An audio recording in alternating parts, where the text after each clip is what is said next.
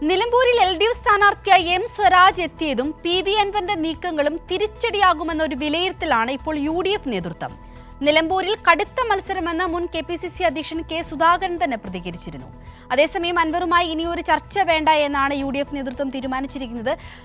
ഈ ഒരു സാഹചര്യത്തിൽ, അതായത് അൻവറിന്റെ ഈ ഒരു നിലപാട്, LDFന്റെ സ്ഥാനാർത്ഥിയായി M സ്വരാജ് എത്തുന്നു, ഇത്തരത്തിലുള്ള ഒരു രണ്ട് നീക്കങ്ങൾ കൂടി സംഭവിച്ചപ്പോൾ UDFന്റെ നേതൃത്വം നിലമ്പൂരിലാകെ പതറുന്ന ഒരു കാഴ്ചയാണ് നമുക്ക് കാണുവാൻ സാധിക്കുന്നത്. UDF നേതൃത്വം നിലമ്പൂരിൽ ഇപ്പോൾ നേരിടുന്ന പ്രശ്നങ്ങളുടെ വിശദാംശങ്ങളുമായിട്ട് നിർബൻ ചക്രവർത്തി കൂടി ചേരുകയാണ്. സിന്ധൂരി, ആദ്യഘട്ടത്തിൽ തന്നെ സ്ഥാനാർത്ഥിയെ നിർണയിച്ചുകൊണ്ട് കളത്തിലിറങ്ങിയ UDFനെ സംബന്ധിച്ചിടത്തോളം വലിയ തരത്തിലെ തിരിച്ചടിയാണ് രണ്ടാം ഘട്ടത്തിൽ ഉണ്ടാകുന്നതെന്ന സൂചനകളാണ് പുറത്തു വരുന്നത്. LDF M സ്വരാജിനെ സ്ഥാനാർത്ഥിയായി പ്രഖ്യാപിച്ച് M സ്വരാജ് നിലമ്പൂർ മണ്ഡലത്തിൽ ഇറങ്ങിയത് മുതൽ വലിയ തരത്തിലുള്ള ആവേശമുണ്ട്. ഇതിൻ്റെ ഒരു അങ്കലാപ്പ് UDF ക്യാമ്പുകളിലുണ്ട്. ഇന്ന് K സുധാകരൻ്റെ പ്രതികരണത്തിൽ നിന്ന് തന്നെ ഇത് വായിച്ചെടുക്കാം. ശക്തമായ മത്സരമാണ് നിലമ്പൂർ നടക്കാൻ പോകുന്നതെന്ന് മുൻ KPCC അധ്യക്ഷൻ K സുധാകരൻ തന്നെ ഔദ്യോഗികമായി പ്രതികരിക്കുന്ന രീതിയിലേക്ക് കാര്യങ്ങൾ നിലമ്പൂരിൽ മാറിയിരിക്കുന്നു.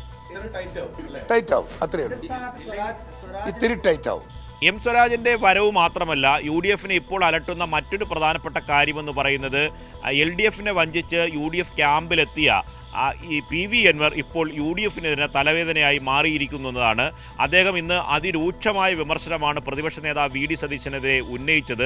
VD സതീശന് പിന്നിൽ ഗൂഢശക്തികളാണ്, ഒപ്പം തന്നെ UDFിൽ നിന്ന് അകറ്റി നിർത്തുന്നത് അഹങ്കാരിയായിട്ടുള്ള VD സതീശൻ്റെ സമീപനം കൊണ്ട് മാത്രമാണ് എന്ന് വലിയ രീതിയിലുള്ള വിമർശനം ഉന്നയിച്ചു. മാത്രമല്ല, ഇനി UDFിലേക്കില്ല, മത്സരിക്കണോ എന്ന കാര്യത്തെ സംബന്ധിച്ച് ആശയക്കുഴപ്പം തുടരുന്നുണ്ട്.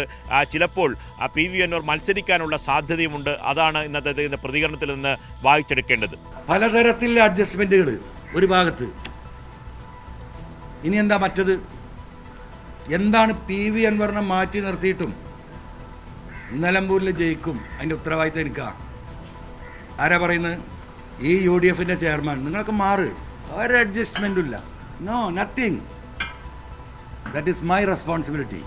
AICC സെക്രട്ടറി ഞാനൊന്ന് പറഞ്ഞു, എനിക്ക് പ്രതീക്ഷ KC-യിലാണ്, എൻ്റെ പഴയ നേതാവ് കൂടിയാണ്. PV അൻവർ ഇല്ലാതെ UDFിൻ്റെ സ്ഥാനാർത്ഥിയെ ജയിപ്പിക്കാനുള്ള വോട്ട് എവിടെയാണ്? ആരാ അദ്ദേഹത്തിന് വോട്ട് കൊടുക്കാമെന്ന് പറഞ്ഞു? പിന്നെ ഞാനിനി അതിലേക്കില്ല, ഞങ്ങളോട് പറയാം. ഞാൻ ആ ഒരു സംവിധാനത്തിലേക്ക് വിശ്വാസ വഞ്ചന, അദ്ദേഹം ഈ പൊസിഷനിലിരുന്ന് ഈ കാര്യങ്ങൾ നയിക്കുമ്പോൾ ഞാൻ അതിലേക്കില്ല.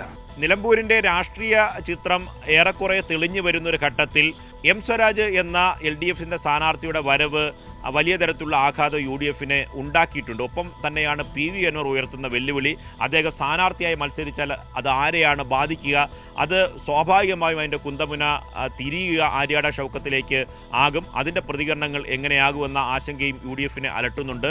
ആ ചിത്രം നിലമ്പൂർ തെളിഞ്ഞു വരികയാണ്. അപ്പോൾ UDFിൻ്റെ ക്യാമ്പ് കൂടുതൽ ആശങ്കാജനകമായ അന്തരീക്ഷത്തിൽ പോവുകയും ചെയ്യുന്നു.